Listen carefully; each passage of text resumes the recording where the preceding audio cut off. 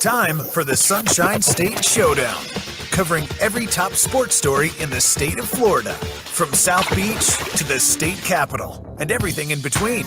And now, without further ado, your hosts, Brandon Kravitz and Zac Blobner. Hot off of high-level sales meetings, here we are, Brandon Kravitz and Zac Blobner. This is the Sunshine State Showdown, covering the biggest and best sports topics percolating in our great state of Florida. We are your tour guides, Brandon Kravitz from Orlando, Zac Blobner from Tampa. He's the MJ of the Bay, the Sultan of the Stream, the man who wears many, many hats. We're on air in Orlando, Miami, Jacksonville as well.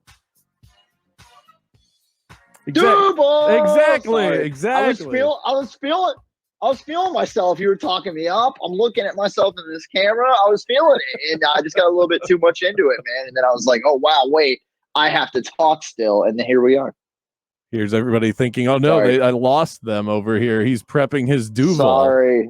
You can find us streaming on iHeart, Facebook, Twitter, you name it. We're digital. Great show planned for you today. Zac's partner in crime at WDAE in Tampa, Tom Krasniqi, will be joining the show, and I'll help these guys settle some beef that I heard brewing this morning. I'm going to play moderator. I'll play like relationship therapist. And, good luck. In like 30 minutes. Today is Today's National Tea Day. So we're going to give you the hottest tea in the state. Zac, you a tea guy? No, but I am an Alex Morgan guy, and her celebration of tea time was phenomenal. Phenomenal. It's also Ricky Williams' birthday, former running back for the Miami Dolphins, one of my favorite Dolphins of all time. What do you think we should get Ricky for his birthday? Yeah, man. Let's get him some Taco Bell. I loved Ricky. I actually had an orange Dolphins Ricky Williams jersey, and I'm not a Dolphins fan, nor was I ever. Yeah, huge fan of him, though. I mean, talk about a talent at the running back position. God, such a weird path, though, in life, especially when you consider where he was at in the NFL when he bailed. Yeah. Weird. Luckily, I think the gift you'd get Ricky is legal in most states, so that's a positive. Right? Potato chips? Yeah, you can get those in any state. Exactly. You get the munchies. Time for the opening round. Speaking of the Dolphins, they're receiving phone calls, apparently. I think it could be crank anchors, but they're still receiving phone calls as the Dolphins now have a surplus of quarterbacks after drafting Tua 5th overall. Ryan Fitzpatrick had a surprisingly good second half of the season last year. And now Michael Giardi of the NFL media reports that the Dolphins have received calls about Josh Rosen's availability. And the Dolphins are in no hurry to deal Rosen, but it should be a possibility. It certainly is one. Usually don't carry more than 2 quarterbacks on your roster, and Josh Rosen is sort of the odd man out. So I wouldn't be surprised to see this play itself out in the preseason if we're able to have one of those, but they're already receiving calls. Are you surprised at all that teams are interested in a guy that I think most of us have kind of given up on by now, fair or not? I'm going to say no, because I think there's great value there. I mean, think about it. If you're trying to improve your quarterback room, you're not going to go out and spend on a guy like Cam Newton who's going to step in and try to take over day one. I think that you look at the situation with Jameis Winston actually in New Orleans, where he potentially could be the third string type of guy, even if he starts in place of Breeze. If Breeze goes down this season, their future still has Taysom Hill pegged as the number one option in the realm of projections, right? Looking at past 2020, past Drew Brees at the helm. And I think if you're Jameis, you went into that situation with a guy that has a lot of talent, had a lot of upside, highly drafted, obviously even higher than Rosen. He was the number 1 overall pick for the Bucs back in the day. But the Saints get a hell of a deal, and they're loving this because it doesn't hurt them. It can only help them. And you're paying basically pennies on the dollar. So Rosen in the similar feel, if you bring him into a situation like great situation, ironically, is Tampa Bay. Like they have Ryan Griffin there now, who's never played it down and is like 6 years in the league. What about Blaine Gabbert? He's a waste of space. Blaine Gabbert is way past his prime. You're looking for a younger guy. Hold on, Blaine Gabbert had a prime? Age prime.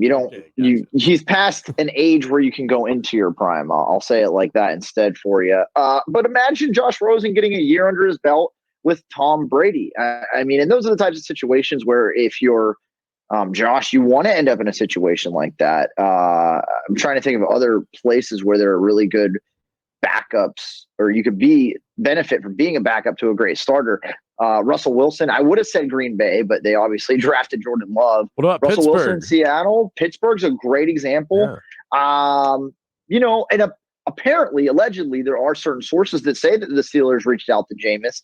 And obviously, I don't know if that was ever true. They deny it. Kevin Colbert, the GM in Steeler Nation, says, nah, that never happened. However, Mason Rudolph certainly hasn't done too much to impress anybody. And Duck Hodges was fun for a little bit last year, but he's not the future. They didn't draft a quarterback this year.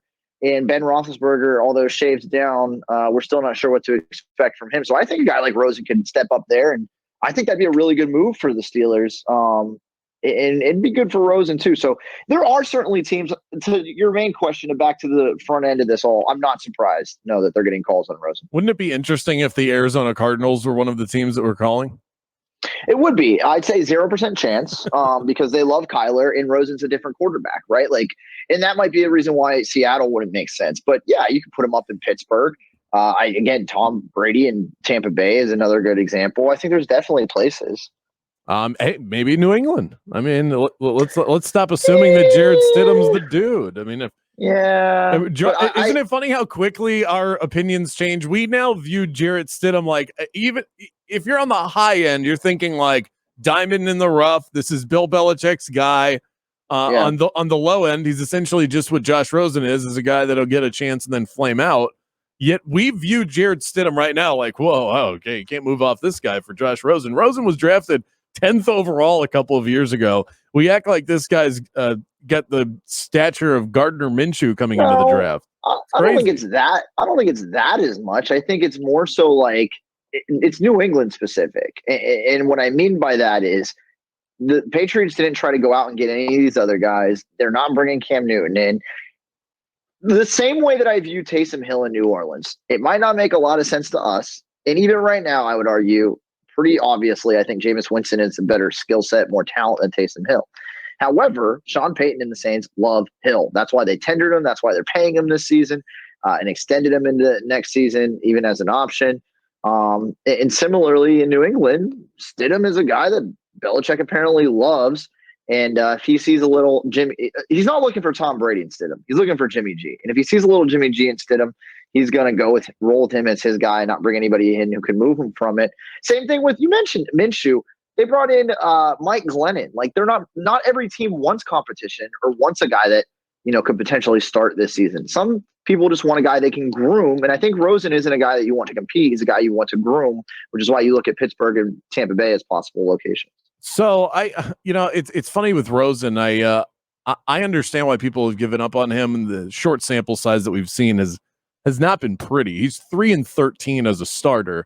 He also hasn't had the best situations. He's gone from Arizona was the worst team in the league when he was the starter, wasn't ready for it, got thrust into a position of coach that got fired, terrible roster, ton of injuries. They had major issues, and they landed the number 1 overall pick and eventually shipped him out. And then the Dolphins, who weren't even trying to win, yet you bring in a guy like Ryan Fitzpatrick, who's so good at just galvanizing a locker room, and then he overtakes Josh Rosen because that's not Rosen's personality. And I think it was easy for Ryan Fitzpatrick to rise to the top of leadership when there was a lot of flux in the Miami Dolphins locker room. So none of this has been easy on Josh Rosen, and that's not completely letting him off the hook. I would just like to see him get a legitimate chance because I really liked him coming out of UCLA, not just because of the cocky swagger. I remember watching his games. I remember specifically UCLA versus USC. It was Sam Darnold versus Josh Rosen, and I'm like, all right, I'm locked into this one. I'm going to play scout for the next couple hours of my life. And I fell in love with Josh Rosen in that game. I'm like, that's the dude. He's so much better. I like Darnold, but Josh Rosen felt a lot more Rodgers-esque to me. And in the NFL, we just haven't seen any of it. I would just love to see him get a shot, even if it's in the preseason. So I kind of hope the Dolphins don't move off of him and just see what it looks like. Not to be the starter. They've already got the guy that's going to be the future, but every team needs a good backup, and maybe he's a better option than the other one that's on your roster. Yeah, maybe. I think that potential is definitely there. I don't know how many teams are weighing that out, though, especially one in Miami that expects to pivot to two. I think the veteran experience that a guy like Fitzpatrick brings is invaluable for a guy like Tua. I will say this when it comes to Rosen. Think about that class that he came out with, and we really pile on him specifically. There's definitely questions surrounding Josh Allen in Buffalo, especially after the boneheadedness he finished off with in the playoffs, right? Like, he's a guy who's shown flashes of like really, really good quarterback play, but there's also been in bigger games him crumbling and just being bad. Baker Mayfield, the jury's certainly still out on him, who's also been on a couple, bad teams, but he's had more talent, you could argue, on offense than any of those other guys, including Sam Darnold, the other one I'll bring up, who hasn't exactly been lighting it up in New York. So like that class, we talk about Rosen as the guy that's kind of like been the worst out of those four specifically, but those other three guys haven't particularly popped for their teams. They've had some good, they've had some bad. I don't think anybody's set on any of them. Lamar Jackson, ironically, the fifth quarterback taken. The last We're one. Good on him, right? We're good on him. He's okay. I think I disagree with Josh Allen. I think Allen, you're settled on him. I think if you're projecting forward to say, well, he's definitely the guy for the next 10 years or however long he stays healthy. No, I'm saying I'm not there. Where I am with Allen is like he's earned himself another, say, 3 seasons with the play that I've seen. But that's his rookie deal. Like he's definitely earned that. None of these guys are close at this point. Close to you saying, okay, they're going to get their second deal. I think Allen's probably the closest. Again, Lamar Jackson's a different class. He's going to get more than a second deal. He's going to become the highest paid QB when he gets paid, probably. But Josh Allen's probably the closest outside of Lamar to getting that second deal or feeling good about it. But even he's got quite a gap to close. Darnold's got a lot of work to do. Baker's got a lot of work to do. And those two guys, if they have bad seasons and their teams are bad again, guess what? They're on the hot seat immediately. They're in Trubisky mode next year. Both those teams, those guys. Okay, let me ask you a question. Forget about what they've done. This is all about projecting forward. If we're redrafting the 2018 class, Lamar goes first. And we're just talking about first-round quarterbacks. Josh Rosen goes last, right? Well, what does that middle look like? If you're redrafting, now Josh Allen has been the second most productive, but would you still take Allen today over Sam Darnold or Baker Mayfield? I would go Darnold, only because now there's been some stories that have kind of come out from New York, and Darnold had mono, which is very weird, and people had a lot of fun with that. I don't think we've seen enough of Darnold in a good situation yet to really like know if he's going to be like decent, above average, or elite. Like, I think his ceiling's still pretty high. My issue with Baker, and I loved Baker when he came out, I love him now. He's a fun guy to watch, similar to Rosen. Baker causes too much drama outside of your team. And that you could be talking about coaches or just in the media with Colin Cowherd. He goes back and forth a lot with him. That was something I was hoping Baker would be able to kind of manage in a better way, and he hasn't. So for me, knowing what I know now about Baker, I would shove him off after a couple of the other guys. And Allen, for me, I've seen quarterbacks that make the kind of boneheaded plays he makes. At the end of the day, if you can't cut those out, and most of the guys that make those types of plays don't ever learn how to cut them out, it doesn't matter how good he is on the other side, because it's always going to come back to bite you in the butt. I'm not going to say any names, Jameis Winston, but you learn that it's not worth it. So I think with a guy like Darnold, at least in that class, he would be my number 2. I feel like there's more consistency. There's more of a solidified person, not even player, but person there. I worry a lot about Baker, and Allen's boneheaded mistakes seem to be, if it's possible, more boneheaded, not necessarily dumb or smart, but just like quirky kind of stuff that I don't know if you can work it out of his system. Yeah, it's there's sort of a mangled mess in the middle. I think I'd go Lamar's first. I think I'd still have Baker second. His accuracy when he's on is better than anybody else. On the field, he's great. But the reason I brought that up, Brandon, real quick, to kind of like put a bow on it. The reason I brought it up, though, is because I don't think the gap between Rosen and Lamar's first, the gap between Lamar and those guys is very wide, right? Like, that's why I said different category. But the gap between 2, 3, 4, and 5 being Rosen, those are small gaps. But we talk about Rosen like, oh, he's clear cut at the bottom. He might be the clear cut 5th guy in this carousel of quarterbacks, but it's not by a lot. And I don't even know who's 4th, because there's not a big gap between 4 and 3 or 3 and 2 either. And that's the point, is like Rosen, although he's careerly been a backup now, he had a shot in Arizona after, not starting week 1. And now he had his season in Miami, and now he's going to be on the Dolphins or another team in a backup role. Rosen's had the least amount of opportunity. That's the only reason he's at the bottom. It's not because there's been enough on the other guys to push him ahead. Zach, let's play a very quick game of predict a date. Okay, so I'm seeing the report out there that Tropicana Field is reopening, but extremely limited activities will be allowed. So who knows what that actually means. Okay, and we're also seeing that June 1st is the date when the NBA is allowing players to come back if they've been away from their teams and their facilities, and essentially they're going to resume practice. I think there's a 99% chance the NBA resumes. I don't know where to sit on Major League Baseball because of the money issues, but if we're predicting a date, if we're assuming that they are all coming back, predict a date. I think that we should put our name on it right now, and then we'll see who gets closest to the pin. I'm going to go with July 6th. I'll go July 6th. Well, for baseball specifically, I think the July 4th date is something that has fireworks attached to it, literally and figuratively. I think if you're baseball and you crown yourself as America's pastime and all this stuff, July 4th fits for a lot of different reasons. So I think that that's their aimed date. We'll see if they can get to it. So July 4th and 5th is that Saturday, Sunday. We could potentially, I'm saying that it's not going to happen until that Monday, but the celebration will be that everything is returning. And maybe that's the way that it goes. All right, right around the corner, we've got a list of some of the biggest names that are still out there to be had. You're going to be shocked when you hear this. Should the Dolphins, the Jags, the Bucs, should they be in the market for any of these players? Find out who next.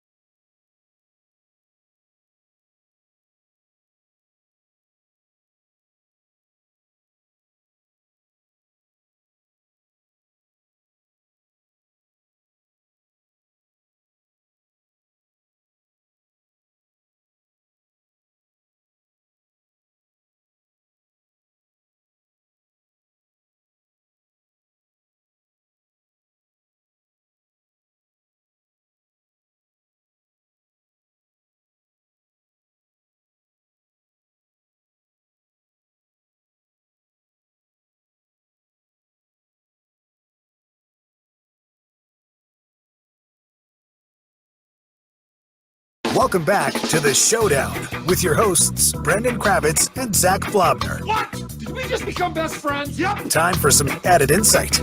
Let's head to the Sunshine State Hotline. I know when that hotline blink. We got Tom Krasniqi on the line. T-Kraz from the Ronnie and T-Kraz morning show, 6 to 9 a.m., 953 WDAE in Tampa. Tom, I've got a special treat for you, by the way.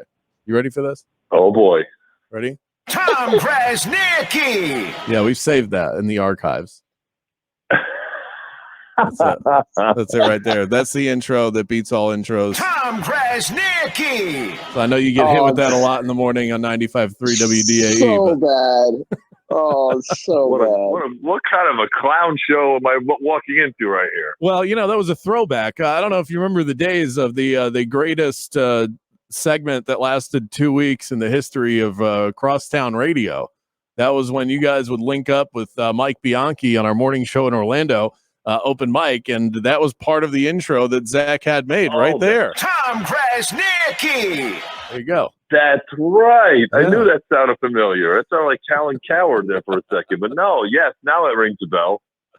Now, I heard you and Zach going at it this morning as I tuned in, as every once in a while I'll do that. We get along. I was worried. Never. It stopped me mid-breakfast as I'm listening to you guys go back and forth about today's NBA versus yesterday's NBA, and Tom, being the elder statesman that you are, trying to put Zach in his place. So I just want to let you guys hash it out, and I'll play relationship therapist, and maybe we'll just go from there. So, Tom, you're telling me that what was your take again on this? Is that like LeBron wouldn't be able to stand up to the rigors of the mid-90s NBA? Am I on the right track? I think he would have had a tough time, Brandon. And I think that was my point. And LeBron is big enough and strong enough and fast enough to certainly perhaps dominate in that time. But the one thing that time had that this time doesn't have is that tenacity on the defensive side, the physical play, which I'm not sure he would have stood up to over the course of a 16-game season or a long playoff series. And that's the thing you need to take away from the NBA nowadays. It's roll out the red carpet when you're driving to the basket, whereas back then, you had to earn it from the foul line. You weren't going to get anything easy in the paint going to the basket. And I think that's where Michael Jordan had to learn his lessons, because he took a physical pounding from the Pistons for a couple of years before he finally conquered them and went on to win his first NBA championship. And I just think it's two different eras of basketball. But if you're asking me right now, when the games are 125 to 120, as opposed to back then, it was a hard-fought 91 to 87 type of game. I'm just not so sure who would have adapted who. First of all, you're a product of your environment. So if LeBron were to have entered, and I like to start with this, I believe that MJ is the greatest of all time. However, I don't agree with the slander from some people who were more during the Jordan era as opposed to now growing up watching TV. It's just not fair the way that they put down the king, LeBron James. Thus, Tom Krasniqi steps into the picture and we have this argument. The thing is again, being a product of your environment, if LeBron were to have stepped into that NBA, he would have had to adapt. And guess what? He's a smidge better built than Michael Jordan. He's a bigger guy. He's definitely, more athletic. Now, Jordan was an assassin, and there were certain mental parts of his makeup that nobody can argue with, which is why he was the GOAT. And I'm fine with that. But you can't tell me that LeBron, with that big-ass body, wouldn't have found a way to adjust and still be a dominant player in the league. That's insane. I don't think it's insane, Zach, because you just said it. Michael Jordan was an assassin, okay? And he had the killer instinct that I'm not sure LeBron quite had, not to that level. That's what separates the two. And look, there's nothing wrong with being the second or third best player ever, and that's what LeBron is right now. He's just never going to make it to the mountaintop. And, you and I have gone back and forth in terms of, well, I mean, it's unfair to say that someone is ever going to get there to where Michael Jordan was. And yeah, I think it is fair to say. That's the stratosphere, dude. That's the top of the heap. I don't think anyone's ever getting there. Now, wouldn't it be fair to say, as I'm going to try and play this right down the middle, okay? God, we need a voice of reason here to just keep everything kind of copacetic, okay? LeBron doesn't have the killer instinct. That is one of the biggest knocks, if not the biggest knock on him. But isn't that also a byproduct of the era that he plays in? He doesn't really need it, because that's not really a thing in today's NBA. Kobe was the last one that we saw that had that. And even at the end of his career, that was grating, and it didn't really jive with the times in the NBA. Well, LeBron doesn't have it now. Perhaps if he played in the 90s, he would have had to have found a way to find that within himself, where in today's NBA, I don't know that you need a killer instinct.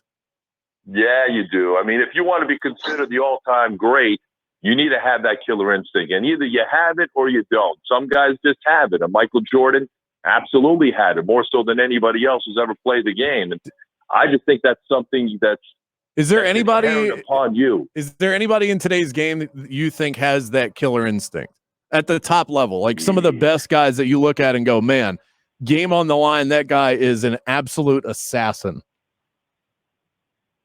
I can only think of one, and he has zero. Steph Curry. Steph Curry's not that guy. He wants the ball at the end. He takes huge shots all the time. How can you say Steph Curry doesn't have a killer assassin? Steph Curry is an assassin. Everything about his game is assassin. Yeah, but all of that sort of flew out the window, and he was like, "Yeah, Kevin Durant, come and play with us." You know, like that whole thing kind of softened everybody. It softened everybody involved in that situation in the eyes of us analyzing from the outside. The only guy I can think of in today's NBA that's like, "Screw you, I just want to beat you myself, and I'll take the last shot," is Damian Lillard. He's the only guy I can think of right now at the top level that has that sort of attitude. Westbrook? I mean, Westbrook's a cocky, okay, I'll give you Westbrook. Ball hog. I'll give you Westbrook. Westbrook a little bit, Durant a little bit, and I think Durant kind of proved it over the last couple of years. But if there's a guy, look, Kevin Durant was the man on those teams that won those NBA championships, and he did it against LeBron too. So you got to give that guy his credit where credit is due. Oh, we're forgetting one. There's Kawhi Leonard. Who's that? Yeah, Kawhi. He's got Kawhi Leonard. Without he's question. quiet. Yeah, but he doesn't have like the over the top type of personality, yes, which is actually the thing that I respect the most about him, because he's not flashy. He's just businesslike, and he goes out there and he does his thing. Do you think that LeBron and MJ would have played well together the way that LeBron had commented on that a couple of days ago, saying he would have loved to have played with Michael, which is ironic because that's sort of the attitude of the times. Rather than I want to go out there and beat him, it's I want to play with him. I find that sort of telling is sort of the attitude of the days. But do you think they would have made good teammates outside of just being great basketball players? Yes, I do. And the reason why I say that is because when you have great players who are on the similar plane, and look, they're similar in terms of the want to be great. I thought Michael Jordan did it better than anyone I've ever seen or ever been around, but I don't think there's any doubt those two playing together would have been gold. This whole thing just blows my mind. The slander that you have against LeBron James and the disdain. What slander? There's no slander, Zach. There is no shame in being the second or third best player of all time. There's no shame in that. Okay, but listen. Where's the slander? We all have our opinions. Your opinion based, and the things that you say separate Michael from LeBron are personality traits. They're not basketball traits. And that's where I get frustrated with this debate. Killer instinct is a basketball trait, Zach. No, it's a personality trait. The ability to make big plays with the game on the line. Jordan did it, and he did it time in and time out. What do you mean that's not a basketball trait? That is a personality trait. That's not true, because you're arguing that LeBron doesn't have that trait, but you'll also say that he's the second or third best player ever. He's just a different type of guy. And there's no shame in that. But that's my point, though. That's the biggest thing you're saying separates them, and then you're like, oh, but it's separate. No, like you can still be you can even be the GOAT without that killer instinct. It's a personality trait. And I think we put too much stock in it. Listen, then what do you call it? A knack for making big plays at the end of the game? What do you call it? You don't think LeBron can make big plays? You don't think LeBron, who's one of the best players in the league, has the opportunity or possibility or wherewithal to make big plays just because you don't remember it? But he couldn't make it to the point where I would consider him over a guy like Michael Jordan. I just can't. He makes big plays. He's won his championships. He's won 3. There's no shame in that. But when you compare the two, I don't think there is a comparison between because MJ and you LeBron. like MJ's personality more. That's what it comes down to. You like MJ's personality and the way he handles himself and the way he looks at basketball more than the way that LeBron handles his business. Well, actually, after watching The Last Dance, he was somewhat prickly to a lot of the people around him. Reminds me of somebody I know. Reminds me of somebody I know that I work with. It's you. No, it's you. You're prickly. Guys, I just want to step in here and tell you that I've officially stepped down as your relationship counselor. Okay, you guys are a lost cause. We're talking to Tom Krasniqi, T-Kras from the Ronnie and T-Kras Morning Show, 95.3 WDAE in Tampa. Real quick before we let you go, what are your thoughts on the limited selective workout company that was with Tom Brady? What has been your explanation of this? Is it social distancing related? Is he already choosing favorites? What's been your take on that? Look, I just think it's a scheduling thing. I think he has worked out with Chris Godwin in the past and maybe Ronald Jones, and we're just not privy to it. So I think there are guys available on certain dates as opposed to other dates. And the other date that we saw, the first one that was documented that we knew about, Chris Godwin wasn't there. And I'm sure there was a good reason for that. But I do believe that Chris Godwin has worked out with Tom Brady as well as the other players in this offense. So I don't make anything of it. I'm seeing that Tom Brady is going to get a 9-part series on ESPN, so I guess he'll be the next one. And with the popularity of The Last Dance, and it's caused a whole different flurry of conversations, like the one that dominated this interview right here. Do you think that that's going to be as compelling, or at least close to it, with everything that they went through in New England? I think so, and for the same reason why The Last Dance with Michael Jordan was, because of how great they were and how great they became through hard work, dedication, and obviously that killer instinct, Zach, is what made these guys legendary players. So I have no doubt that the Tom Brady thing next year in 2021, and I saw that too. I saw the trailer right before I hopped on with you guys. I think that's going to be epic. Ladies and gentlemen, it's going to be exciting. That right there is Tom Krasniqi. Thanks for joining us, Tom. We appreciate it. Gentlemen, always a pleasure. Have a safe and sound Memorial Day weekend. And Zach, I got something for you when you get home. Leave me alone. Get out. Oh man, you guys need a long weekend. Thanks, Tom. Yeah, you guys. I think you guys need a moment to kind of just like step away from one another, breathe. This is what happens when you spend too much time with somebody. You're lucky you didn't let me follow up on the Bucs question, because I would have reminded him that running back number 1 on the depth chart, Dare Ngumbawale, was at that practice with Tom Brady. All right. And I would have had to furthermore remind T-Crass that Ronald Jones and the Keyshawn Vaughn rookie out of Vanderbilt are nothing to write home about, and the Bucs are in trouble at that position this year. All right. You got any last words, Tom? Tom Krasniqi. That's it, folks. Coast to Coast is next.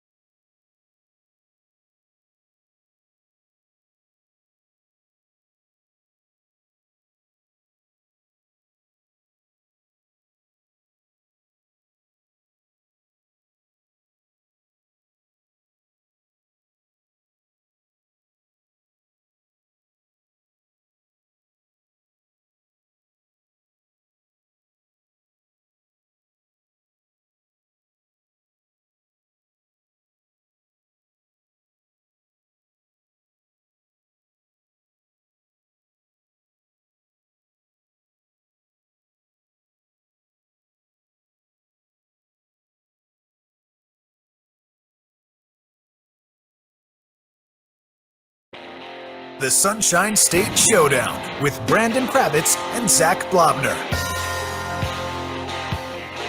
Welcome back to the show, folks. The Sunshine State Showdown rolls along on a Thursday. Remember, if you missed the show live, you can easily find the podcast uploaded daily on the iHeartRadio app. Just search Sunshine State Showdown on iHeartRadio, and you can also find the video stream on our social accounts at 96.9 The Game, at The Game Jacks, at 940 Wins. You can follow us at Brandon Kravitz and at Zach on the mic. Now, the primary waves of 2020 NFL free agency in March resulted in the top players moving on or getting re-signed. We saw players get franchise tagged, some like Dak Prescott still sitting on that illustrious tag. We saw the draft come and go. And then since then, Zach, have you noticed that it's been radio silent? It seems like once we saw the first wave, the second wave, the draft, nothing. And there are a bunch of big names. Expecting? I mean, there's no big, not like prime guys that you want anymore, though. The supply and demand isn't there. I disagree. Prime guys. Oh, please tell me a player that you're trying to have on a roster right now. Let's first start with let's be at least in agreement on what wave of free agency we're on. Okay, we're past 2. Are we into 3? Is this wave 4? What wave have we stopped on? Wave 4. I agree. Wave 4 being what, after the draft, or wave 3, I should say, being after the draft. Jameis Winston was on wave 3. Wave 4 is now the Cam Newton leftovers and, those running backs that you're probably going to bring up and expect me to be very excited about. I know where you're going. I can read between the lines here. What are you talking about? Let's see it. Go ahead. Okay, first of all, just like I like how you just throw out Cam Newton. Like, yeah, usually in wave 4, there's a former MVP from 4 years ago sitting out there at quarterback. You're right. I take it back. Cam Newton is a phase 1 type free agent that's still available because it's been a weird ass QB class, and that's fair. Yeah, and their pandemic. I would assume that the coronavirus has something to do with this. If there's a guy sitting out there like Cam Newton's a good example. If I'm about to sign him, only example. Well, no, I'm saying like there are other players out there that have an injury history that you'd like to get your hands on or at least see in front of you, or whatever you have to go through, whatever protocols prior to signing somebody.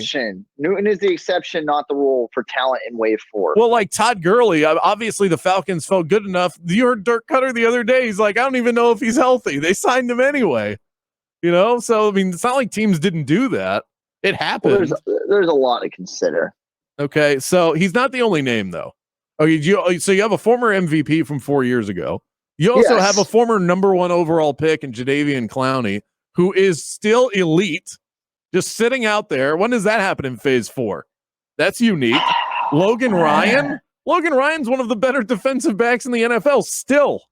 He's not washed up. He's still sitting out there. Too much money. I mean, that's. But I'm saying this is weird. We don't think teams. We know that teams have put calls on these guys. At least, I don't know about Newton, but we know that Clowney's had offers and he hasn't taken them. Logan Ryan. I mean, he got released late in the process, right? Like he hasn't been out there too long. He's been out there a while. I mean, what about a guy? Okay, how about this offensive line help? Did Logan Ryan get released after the draft? I don't think so. I'm looking it up. Grab the O-line, guys. I'll look it up. Well, I just have one. I'm not going to rattle off a bunch of offensive linemen, but Jason Peters, left tackle, Philadelphia, still sitting out there. That shocks me. And so that's just like there are some names. Snacks Harrison, defensive tackle, pretty good. Yeah, but these guys, how much value do they carry? I mean, they're past their prime, and when that happens, and you have guys on the other side of the hill, and you can't medically evaluate them, it's going to kill their stock. And this is the case with these guys. Now, like, those are the names that surprise me. The ones that are out there that I think you thought I was going to rattle off, like, oh, my God, can you believe it? Devontae Freeman's kind of in the middle, but names that don't surprise me that are big names that are well-known, Lamar Miller, LaShawn McCoy, Cam Wake is out there, Terrell Suggs, Clay Matthews. These are some of the bigger names that people would be aware of that I'm not surprised in phase 4 that they're not signed. We see that every year. It's the other names that I brought up. Taylor Gabriel. Now, he's not a superstar by any means, but he had some really good games with the Chicago Bears last year. He's speedy. He would fit in a variety of different offenses around the NFL, just sitting out there to be had. And so I asked the question, Jags, Bucs, Dolphins. the Dolphins still have the most cap space in the NFL, even with all of the money they spent in the offseason. Should these teams be ponying up for one of the players that we see out there? Your boy Josh Gordon also out there to be had, and they don't test for weed anymore. So I'm he's like done he with should be that a lot. relationship. Yeah, but It's he can't. over. He can't fail a weed test anymore. Doesn't that make doesn't you like him a matter. little He's more? failed me. He's failed me on a personal level for multiple years. I can't put any more stock into Josh Gordon. Don't even say his name around me anymore. I don't want to talk about it. Josh Gordon. Ugh, disgusting. Anyways, to the other points, I stand slightly corrected. You're right. There are some good names out there still. It's probably because of the pandemic. Logan Ryan officially announced that he was not returning to the Titans May 5th, by the way, so a couple weeks ago. But he's been technically a free agent since March, unwilling to take less than 10 mil. I think the assumption was that him and the Titans would figure things out, which is why he had to go out of his way in May to officially say, yeah, we are not going to figure it out. I'll go elsewhere. And he's unwilling to take less than 10 mil. So him, along with Clowney, and I think Cam, are guys that won't budge on their price points despite all these other things occurring. Peters is an interesting case. I know people had kind of talked about him still potentially returning to Philly. We bounced around his name in Tampa Bay as well, if he was willing to move positions and play at a different slot. He's a little pricey, I think, for what the Bucs have left in the bank. I wouldn't be shocked to see them bring in a guy like Gabriel, though, and add more to the receiver room, especially if we get to preseason and they're not in love with Scotty Miller and the rookie there, Tyler Johnson out of Minnesota. I mean, we thought for sure that the Bucs were to add another receiver, but then again, maybe they're just still working on an Edelman trade. I don't know. I think, I mean, you talk about a guy like Gabriel to add to that Bucs core. I don't know that the Bucs necessarily need to spend money on that, but that is somewhere where the Dolphins, I think, could really use an upgrade. The Jags upgraded their wide receiver room in Dolphins the draft. Should have Clowney. If you're the Dolphins, how do you not sign Clowney already? Absolutely. That's the easy one. Yeah. That's probably the easiest one to figure out of all of them. I completely agree, because he's going to be expensive and they've got money to spend and they need an edge rusher. So, and who doesn't want to live in Miami? So check, and check. Who's playing opposite of Hendo in Jacksonville? I mean, even if they have a set corner on the other side, I think Logan Ryan's a great guy to come in and help mold the rookie. Yeah. I mean, I think for the Jags, that's a good fit. Again, and the Bucs are just looking for auxiliary. They're not even looking for it, but if they can get a good deal and they don't love what they have, that's where you start to look at these running backs. I think the offensive linemen are too expensive again at this moment. But yeah, I think if you're Tampa Bay, you're really looking at depth guys now, and Gabriel would be that. But yeah, those are the fits. Clowney to Miami. You have Logan Ryan to the Jags to help Hendo come along, and then again, if you want to throw Gabriel or any of those other running backs to Tampa Bay as a backup, that's fine. And how settled are you guys over there in Tampa on Matt Gay as your kicker? Because Steven Gostkowski's available.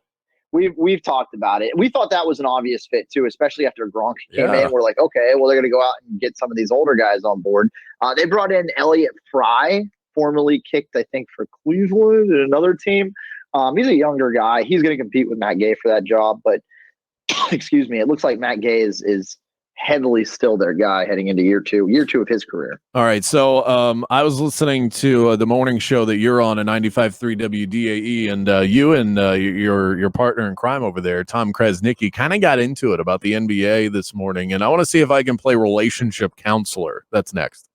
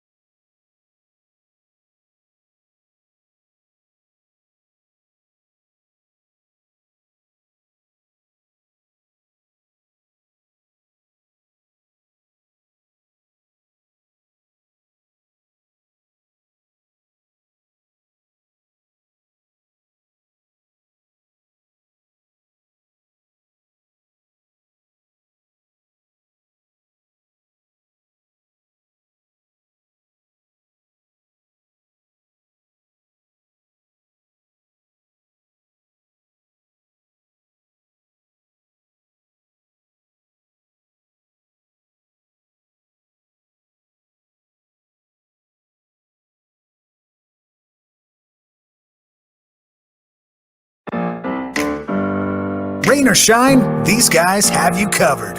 Now back to the Sunshine State Showdown with Brandon Kravitz and Zac Blobner. You can visit keepfloridagoing.com, find out which businesses in the state are opening back up, where you can get takeout, get your car serviced, great deals on dining, and all of that. It's keepfloridagoing.com, powered by Contender Claims Consultants. Orlando, Miami, Jacksonville. If you miss our show live, you can always catch the on-demand version. Find that on iHeartRadio. Just search Sunshine State Showdown, and our beautiful logo will just pop right up. Hit that download button and follow away. Let's close the show out in style as we do every day, coast to coast. Coast to coast and throws it down. Let's kick it over to the Bay. Zac Blobner standing by. What you got? What's up? Just here to report, Blobner report style. I like it. That's a great name. It's awful. It's so bad. Let's start on the ice. The Florida Panthers posted a clip of star Evgeny Dadonov roller skating down the street at his home, awaiting the return of hockey. I don't really know the context of the clip, but it did give me a good question, Brandon. When was the last time you put on some roller skates, and how good were you at it as a kid? I was pretty good at roller skating as a kid. I cannot remember. I think it's actually kind of sad that I can't remember the last time I put on roller skates because, who doesn't have fun on roller skates? It's kind of like a jet ski. I heard Daniel Tosh made that joke once, like money can't make you happy, but have you ever seen anybody not smile on a jet ski? And that's kind of how I feel about roller skates. You ever see anybody upset? The only time you're upset on roller skates is when you fall. But if you're upright and doing it well, that's an amazing experience. So I think you've just sparked an idea in my mind. I'm going to find a way to get on roller skates because I can't remember. I was probably like 13. Roller skates are for nerds. It's all about roller blades, Brandon. Get with the times. Or ice skating. When's the last time you were on the ice? Well, yeah, I ice skate every once in a while. I can't say it's been. I don't think I went last holiday season, but I definitely did the one before that. Yeah, I coached I coached an Orlando Solar Bears celebrity game once, so I was on skates for that. Yeah. Get out! They looked at me. Who were the celebrities? They were so random. I might have been the most famous person there, but they looked at me like, "Hey, what are our substitution plans?" And I'm like, "You are talking to the wrong guy." They're like, "You're our coach," and I'm like, "I didn't ask for this position." So anyway, it didn't go well. All right, we're going to go to baseball. That's funny. The Rays and Marlins are hoping to get back to work soon. One medical expert graded the comeback plan in place now as a B-. Remember the 64-page report that got leaked out? We talked about it. No spitting, your backup roster guys in the stands. But a B- for the overall plan. Is that a good enough grade to return, Brandon? I'm just thinking about it like when I was growing up, if I took a test. On roller skates. If I took a test on roller skates, I roller skated home, and I showed my mom a B-, she would have been like, "Hey, it's better than you usually bring home." So I think that's good enough. If I had brought that home and then, "Hey, can I go play outside? I got a B- on this quiz," my mom would have let me do it. So I think that I'd be inconsistent if I didn't agree with my mother. So I'd say yes. You're okay to risk everyone's life for a B-. Okay. Listen, this is the way when you I word look it like at that. He didn't want to give him a C+ because he wanted to say it's good to go. You can go on this plan. He didn't want to give him a B though, or a B+ because he didn't want to say he felt really good about the plan. He feels just good enough about the plan at a B-, in my opinion, based on the grade alone, that the experts like, yeah, you can do it. It's good enough, but not by much. Okay, but it was so extensive. They're almost being too careful. They're almost being too careful. What is this guy, Goldilocks? It's not too hot, but it's not too cold. God, I wish somebody would clip that and send it to me. And the video, everything. All right, let's go to football. Let's finish up there. The Tampa Bay Buccaneers are next on the list. Tom Brady is under fire for a new TB12 product known as an immunity vitamin. Medical experts are calling it unethical in a time like this with the pandemic to be giving out an immunity vitamin, or selling it, I should say. Your thoughts on that, Brandon? That's called capitalism. Now, I bought a bunch, and he's telling me that if I sell it to my friends and then they start to sell it, that I get a kickback. Does that mean I'm in a Tom Brady pyramid scheme? It does. Damn it. You've entered it. I have been roped in. Listen, if somebody buys ice and they're an Eskimo, do you blame the seller or the buyer? It's, right. The buyer's money. They can do what they want. Last one for you on this. Gardner Minshew in the AFC South as far as quarterbacks. Where do you rank him? DFL. What is that? What? So behind Tannehill, Watson, and Rivers? Watson 1, Tannehill 2 right now, Rivers 3, Gardner Minshew distant 4. Messed up. Duval, I love you. Don't let Brandon get you down, baby. We're good. Sunshine State Showdown out.